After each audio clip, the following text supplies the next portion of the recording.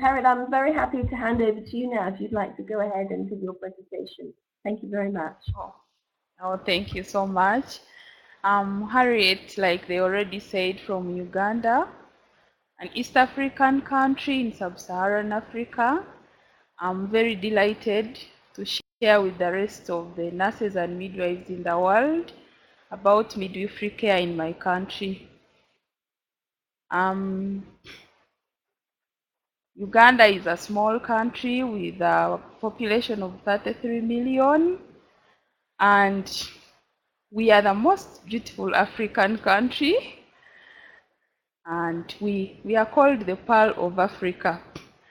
Unfortunately, I don't know how we can still prove that, because we have a double burden of disease, both communicable and non-communicable, but nevertheless, we are still the most beautiful African country, the Pearl of Africa. Today, I'm privileged to present to you about midwifery care in my country. Hello, you hear me? Hello? Hello?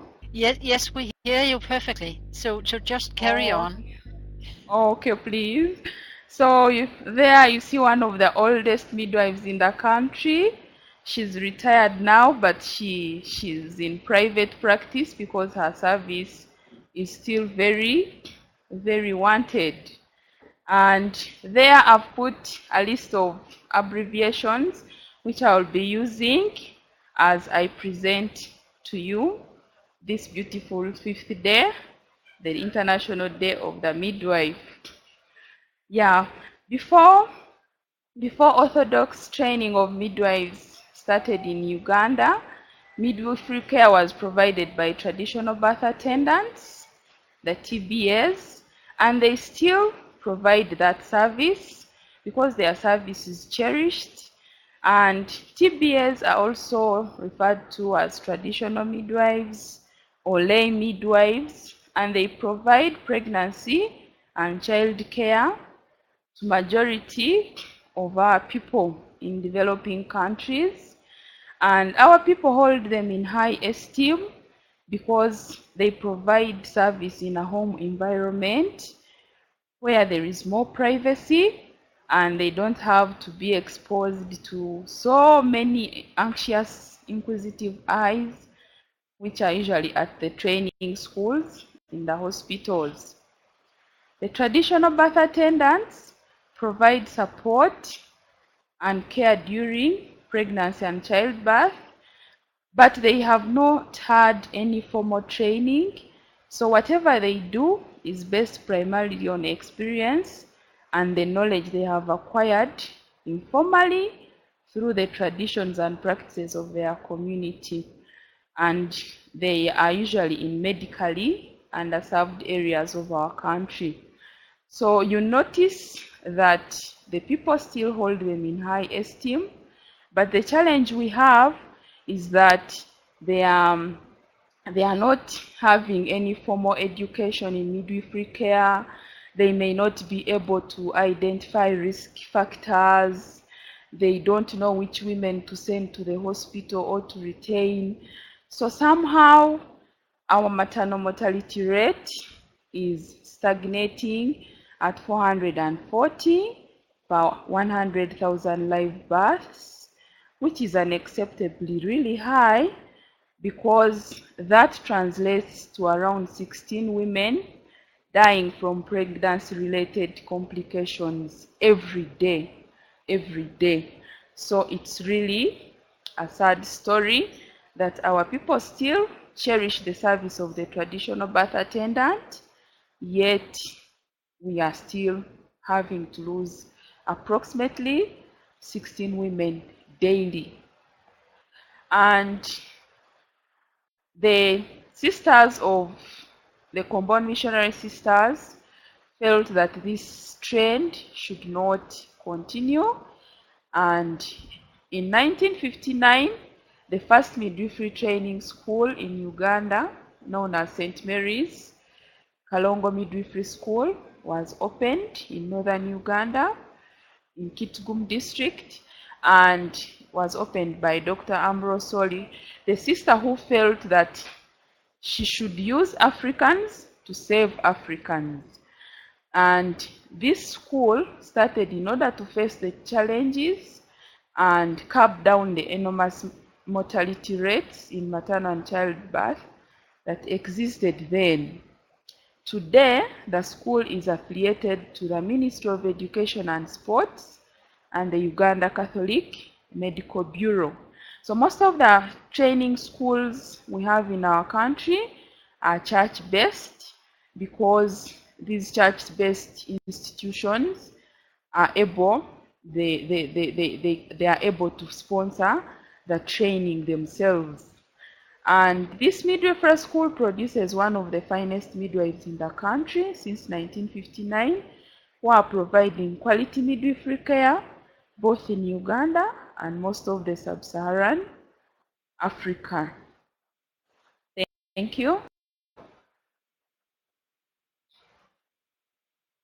Yeah, so after Kalongo, other church-based training institutions opened to enhance midwifery training, and I've put examples for you, and you'll find most of them are affiliated to the Church of Uganda, the Anglican Church, and the Catholic Church, and a few schools started recently, and they are run by the Muslim religion. Just a few of them, like 2. So today, our country boasts of about 40 midwifery schools, which are offering midwifery at certificate level and diploma levels. And midwifery is also being offered at bachelor's degree level as a core course along medical, surgical nursing, and pediatric nursing. At the moment, we have only one government-owned university, Makerere University, that offers a Master of Midwifery and Women's Health. So we are still having, fewer midwives who are highly qualified, but we are steadily trying to professionalize the profession. So that picture is of student midwives in one of the schools, actually Kalongo, which I already said is the first midwifery school in the country, started in 1959. And when you are at diploma level, you dress up with blue dresses and white aprons.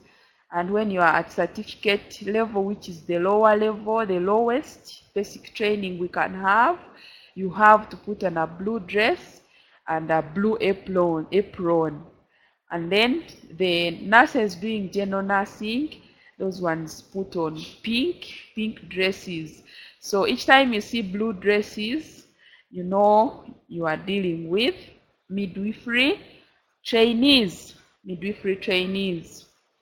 Yeah, and that picture there is also of a student midwife, and she's a nun.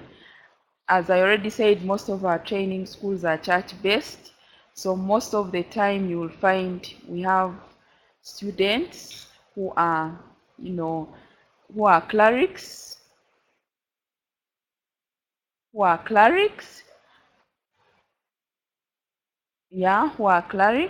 and this picture was taken when they are in the community, and they do what we call domiciliary midwifery training.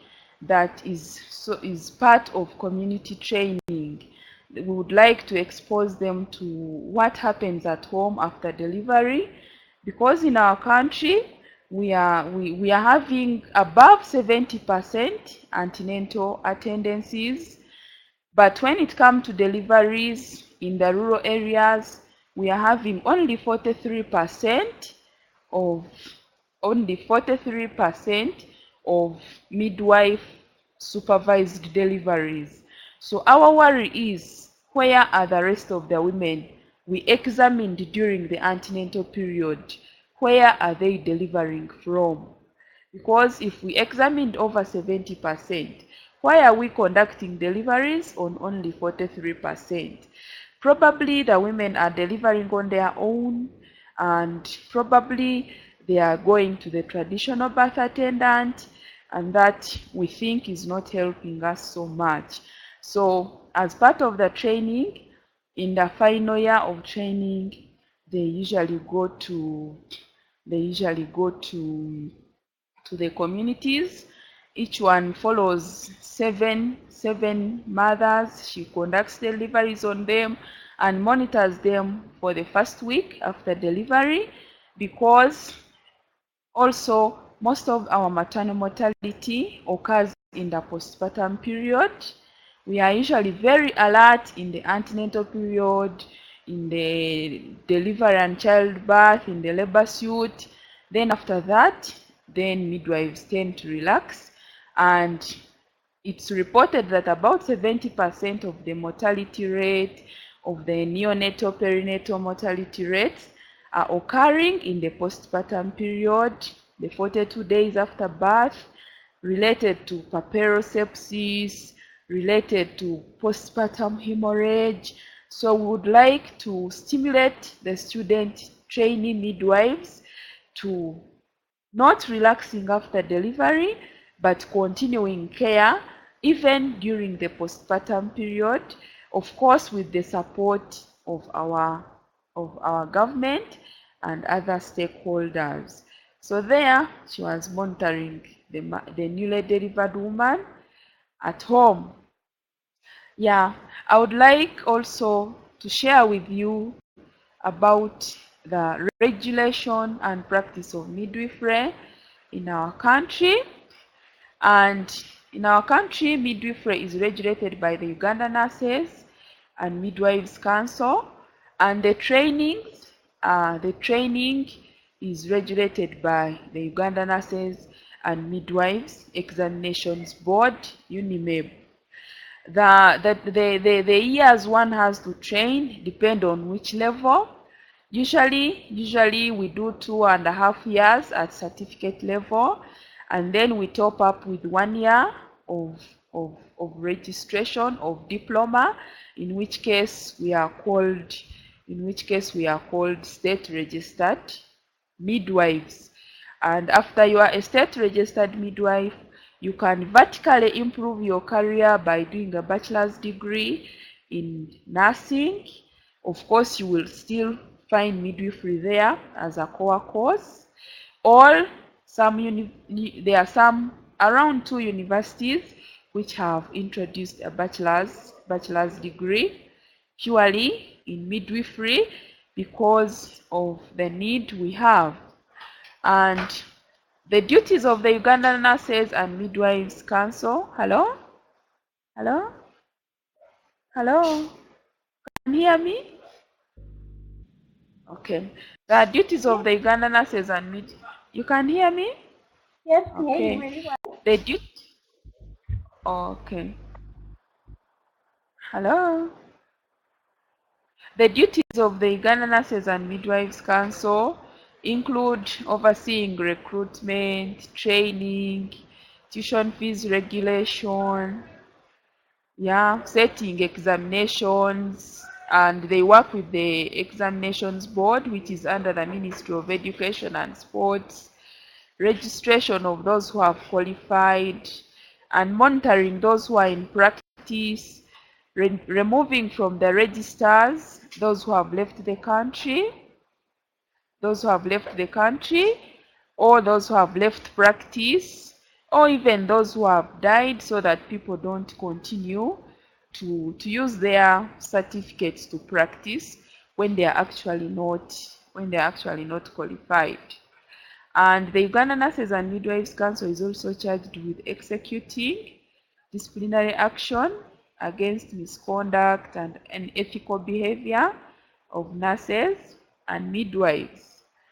And we also have the unions. Where the midwives and nurses, both students and qualified, are united, And one of such umbrella organizations are like the Uganda Nurses and Midwives Union for the qualified nurses and midwives, and the Uganda Private Midwives Association, and that is for those midwives who are in private practice. And each member to these associations pays annual subscription fee, and it's usually good to belong to these associations because they help their members to lobby for their rights to the labor unions of the country.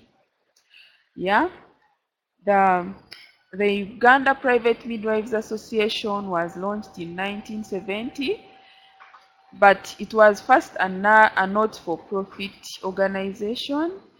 But currently, its membership has increased to around 2,000 midwives, and these ones provide private domiciliary services. They run clinics and they can employ their own midwives.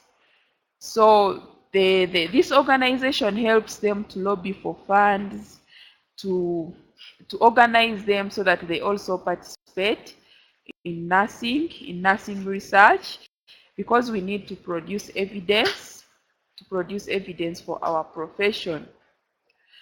Yeah.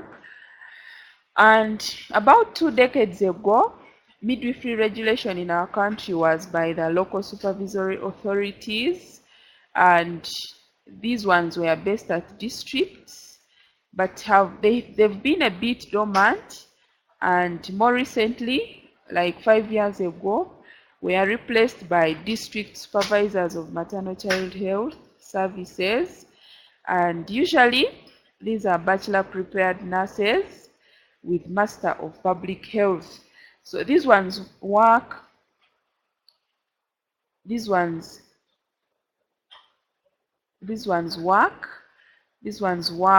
in the rural, where they supervise midwifery care. Yeah. Now I would like to share my working experience, having talked at length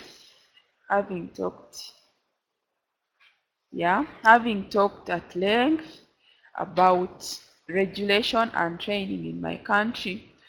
As I already said, I'm a midwife, state registered midwife, and I hold a bachelor's degree in nursing science, yet to enroll for my master's in midwifery. And I have 6 years working experience as a midwife, and three years of clinical teaching, both in government-owned and private not-for-profit training institutions. Regards community work, in 2002, I worked with other communities in a very remote district of Western Uganda to do hospital-based maternity audits and community verbal autopsies in 2 villages. One was Katerampungu and Bugangare. And while we went to these villages, as a midwife working in the hospital, we had noticed that most of the women we were losing were hailed from these 2 villages, and we had the greatest maternal morbidities and mortalities in that district attributable to obstructed labor and ruptured uteri. So we wanted to find out why really we were losing so many women from these villages. And at that time, with the help of UNFPA and JAPIGO, we went to those villages and did the verbal autopsies. We also did the hospital based. That hospital is called Nyakibale Hospital. It's a district hospital. And we did those exercises. And after our report, the government, through the stakeholders, I already said, UNFPA and JAPIGO, they responded by posting more midwives to the villages. They gave us ambulances. They gave us radio calls, and it was exciting that you could actually be in the hospital and you talk to the traditional birth attendant. The traditional birth attendant would say, please, I'm here with this woman, but I think this is getting obstructed labor. Can I send her to you? Then you would say, please prepare, I'm sending you the ambulance. So for me, it was really exciting. Yes. Yes, so for me, it was really exciting that I was part of these exercises, of this exercise that did audits and did verbal autopsies. We were able to find out problems from the women, what they think about midwifery service in that particular district.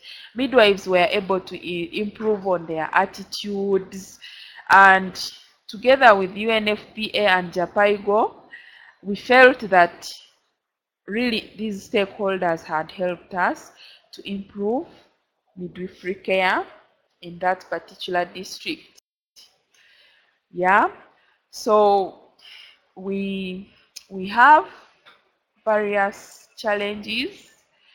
We are trying hard, to help our people.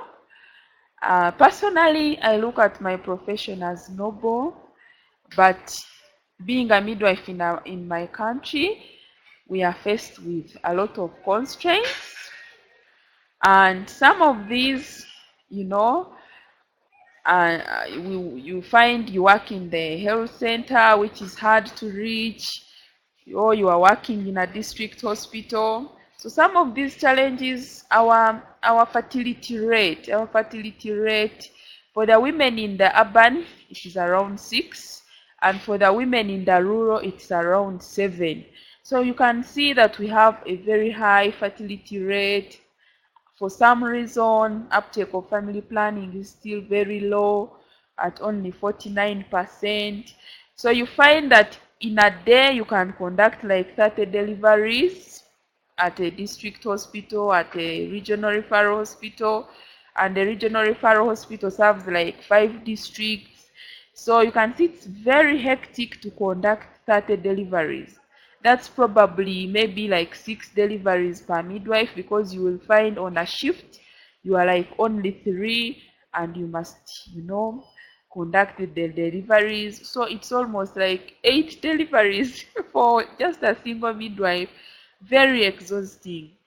And then you also find the hospitals were built long ago, meant to serve maybe only 20 women, but now they must serve like 100 people a day. So we have issues to do with space, overcrowding.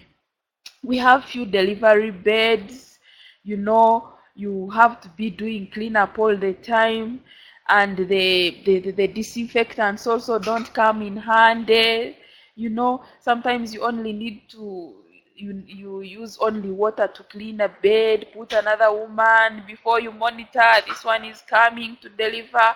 So it's really dramatic. It's dramatic. We have electricity cuts. Electricity doesn't come handy all the time. Sometimes you are on night shift, the electricity goes off and people must deliver, they must have their babies. So you get midwives in the rural villages. They have to use sometimes their cell phones, to use the light from their cell phones to suture episiotomies. And then there is risk of exposure to HIV, because the women are many, so protective gear is also not enough for all of us. Something that is really, really, really challenging. Yeah, I'm continuing with challenges, though we are doing our best to work for our people. I already told you that I have taught midwifery for 3 years, and the challenges I'm facing, teaching midwifery does also not come easy. You have a big class of maybe 30 midwifery students, and then you lack simulators like Mama Natalie, Baby Natalie, you lack pathogram boards, you don't have fetal skull models, you don't have, you don't have pelvis models, so you find you have to teach people and they have to imagine things. But somehow we cope by letting our students learn directly on the clients as we supervise them very closely. So for a student to conduct a delivery, you should be you should be you should be with them, the qualified staff. The qualified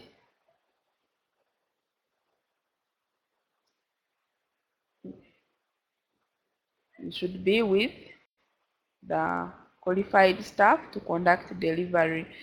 Something which could have been simulated on a mama, Natalie. Yeah. Someone asked me that what is our episiotomy? What is our episiotomy? Yes, please. The models, photograph boards. Maybe I work with Sarah, and we have Sarah Grooves at our department who could link up with you, and we stay in touch and see how these models can be given to us. And someone asked me about the episiotomy rate. We have I can't give a figure right now, but we have reduced the episiotomy rates because we think it's an invasive procedure. It's an invasive procedure, and HIV is high, so we wouldn't want, the babies born vaginally to be exposed to such an invasive procedure. Yeah. Still continuing with the challenges. Yeah, AMREF has been helping closely with the training in Uganda, and it warns that without more sufficiently skilled midwives in Uganda, achieving Millennium Development Goal 5 of reducing maternal mortality rates by 2015 will not be met. And Uganda as a country, we are still doing really, really badly. As I've already told you that our maternal mortality rate is 440 per 100,000 live births. And I already told you that that translates to 16 mothers dying daily, which is very sad to lose a mother in a given home. Sometimes midwives have to go home with, very, very sad temperament because of such a working environment. And AMREF also thinks that only 38% of the 11,759 midwives we have in our country are fully registered and qualified at diploma level. So you can see that even the midwives we have are not so well qualified because of some of the training challenges we have. They are not getting that quality training they should have had.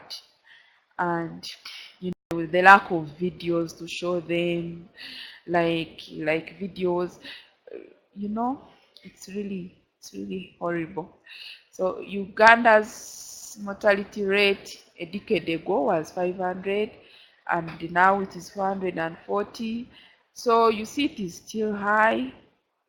The constraints are on, and the current midwife client ratio is 1 midwife having to serve 11,000 women. So you notice that this is overstretched human resource. 1 midwife having to serve 11,000 women. Overstretched human resource. But whoever is available does their best. Yeah. So in response, our country and partners, our country and partners are investing heavily in midwifery training. That's why you see that the number of schools is increasing, and the partners, USAID, Japaigo, UNFPA, Save the Children International, have all really come on board to support our country in terms of training, so that we can meet this goal. And more challenges. The environment, even the few midwives who are there, the environment is unsupportive to their service, as characterized by poor remuneration, poor health service infrastructure, the housing. They are not housed at the health centers and hospitals where they live, they work. So you find they have to walk a few kilometers, 5, 4, to the workplace, and maybe it is not so secure. It's not so secure that you are working in the night, then you have to go home very early. It's really tiring for the few midwives. I already talked of lack of essential equipment, gloves themselves, the drugs, yeah, the drugs, especially in government public health facilities. But in the private owned, because they are usually sponsored by non-government organizations, you find for them equipment, supplies, sundries, protective gear is better. They have better supply. But in government facilities, it's a sorry state. Yeah, and I already said we have inadequate protection from infections. Hepatitis B is our risk. We have HIV, our risk, because you get very few midwives immunized against hepatitis B. And even those who are immunized have bought the expensive vaccine on their own. Yes, yeah, they they have, if they are immunized after all, they have gotten the vaccine on their own. Maybe they've paid for it from some private hospital. So we also have a challenge. The risk environment we are working in is also not so motivating. And then the workload, as I already said, you have few qualified midwives compared to the general nurses. So you find, like 4 midwives conducting like 30 deliveries in a day is really alarming. And of course, we have few opportunities for continuing medical education. Yeah. So as if it's not enough to have had, training that is lacking, you are already in the field, but the information you left school with is what you will practice with. You are not sure whether there are new protocols. You are not sure whether the guidelines have changed. So you are practicing on old old knowledge. So we have few opportunities for continuous professional education. Yeah, challenges. Yeah, and the ambulances are also have getting the women from the lower health units if the labor gets complicated. Like like you find they need emergency obstetric care at a hospital where they can be operated on, where they can procure a cesarean section. You find it's really difficult because there is no ambulance at the health center, and there are very few personal vehicles. And even then, when those are available, the patient, the laboring woman must fuel the ambulance themselves. So you find the women they are poor, they are stuck, and they cannot maybe come to hospital where they can have the emergency obstetric care. So we have issues also of delay because of that, those loopholes in the referral system. And Back to the training schools, I already said there is inadequate funding of nursing and midwifery schools. So this compromises the quality of training.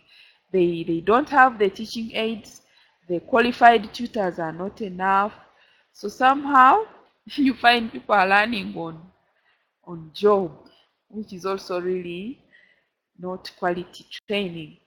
The private sector, as I already said, is funding most of the training in reproductive health issues, and you find that 70% of the health training institutions in the country are private owned, yeah, because they are usually church based for Protestants, Catholics, Muslims. So even government does not directly regulate the service these private hospitals and training institutions are giving. So there is, to me, I think we have issues with quality, with quality of with quality of training, because over 70% of training institutions are private owned, and even the hospitals are privately owned.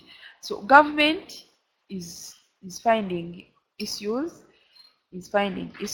regulating these sectors. Yeah. So the response, what is the yes, please. Harriet, Hello? Harriet, time is running out, and I know there's a lot of us that would like to ask you questions. So is there any Yes, chance please. you can finish up and then we can ask you some questions? Yes, actually, I'm going to the last slide of conclusion.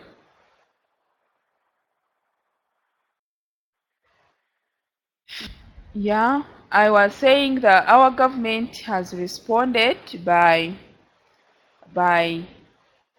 trying to recruit 2,000 midwives and also giving incentives to those in the community.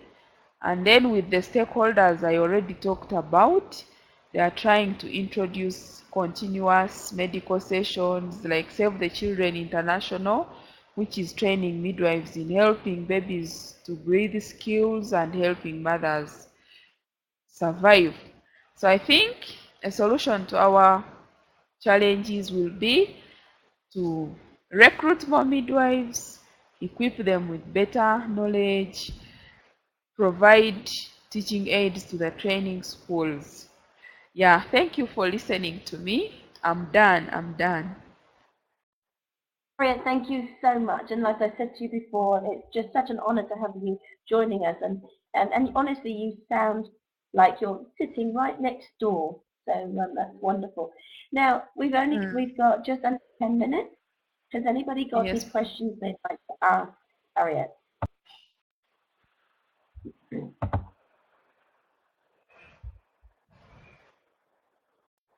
We had one question earlier on from Sherry. She wanted to know what your episiotomy rate is. How many women in Uganda have episiotomy?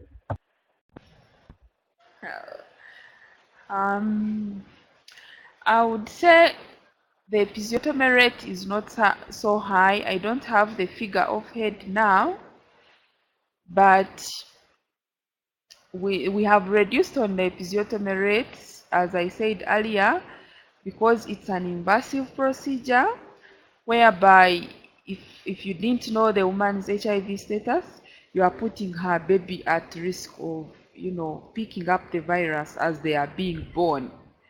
So what the midwives are doing is to try to increase space at the outlet by putting one leg down and leaving the other one flexed so that you deliver with the minimum risk for tears. But I'm not able to give you a percentage right now. But from the outlook, I think the episiotomy rates have been reduced because all the midwives are being told to avoid it as much as they can because of the HIV. And someone Thank you. has asked me about the hepatitis B in our area. Yeah, we don't have much hepatitis B in our area. In the last 10 years, we lost only one midwife to to hepatitis B in my hospital, who seroconverted, and we have not had another since then. But we are worried of hepatitis B because it's more infectious than even HIV, and we don't know whoever can come in and can have it, and we can lose the midwife. And yeah, the someone has also asked me about how many women are breastfeeding. Regarding the HIV rate is high.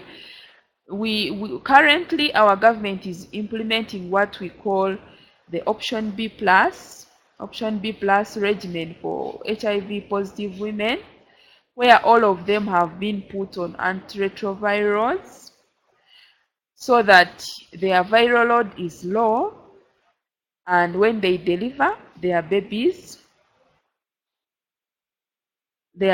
can what? Their babies can have a higher chance of not being born with the virus, because they noticed that when they would stop the women from breastfeeding, instead the babies would die from malnutrition. Malnutrition because they cannot afford the milk formula, so they will resort to using cow's milk, and then they are not sure how to mix the milk so well, and even the hygiene in bottle feeding was not so good. So would get babies born to HIV positive mothers dying of malnutrition instead of dying from HIV. So the government has decided that whether you are HIV positive or not, you had better breastfeed your baby as long as you will be on antiretroviral drugs. Yeah, as long as you are on antiretroviral drugs, all the women, whether they are HIV positive or not, they are breastfeeding their babies, because government does not think it's okay for the children to die of malnutrition when we are instead worried of dying of HIV. Yeah. Yeah. Harriet, I'm I going to jump in and ask you one question, if you don't mind. Yes, You said you've got very little resources for teaching. How yes. can we help? How can we help? How can we in countries like Australia, New Zealand, um, England, how can we help you? Is it, do you need things like textbooks, or is it more like being able to network with people? What is more helpful for you? Mm, what I noticed with the current brand of the students we have, yes, we need the textbooks, and since I've been a midwife, the commonest textbook we use is by Margaret Miles, textbook for midwives by Margaret Miles, and even that one you find like 30 students have to share 3 copies. So yes, we need the textbooks. And then I think pictures speak louder than words.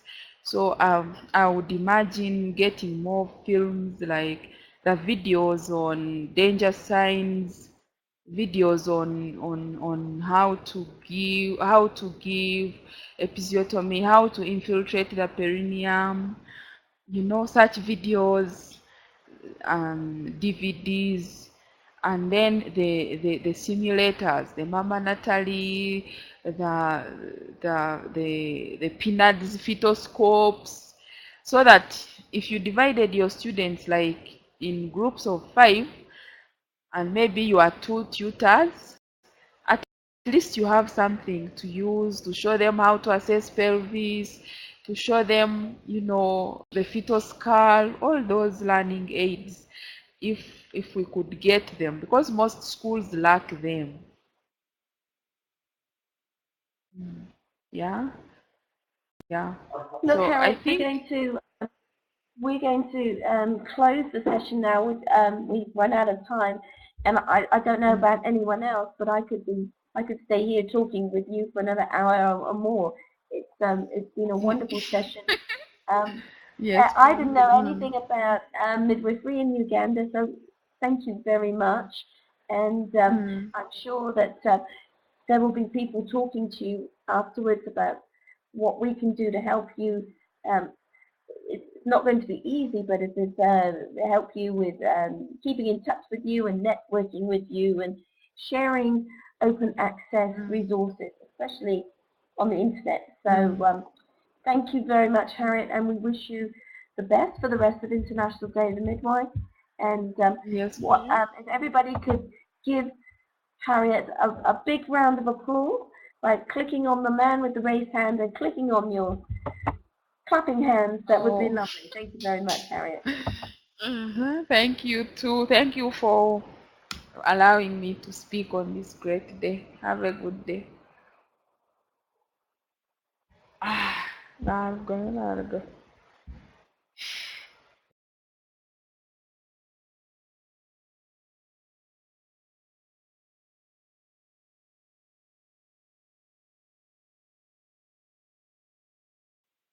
Well, everybody will just going to stop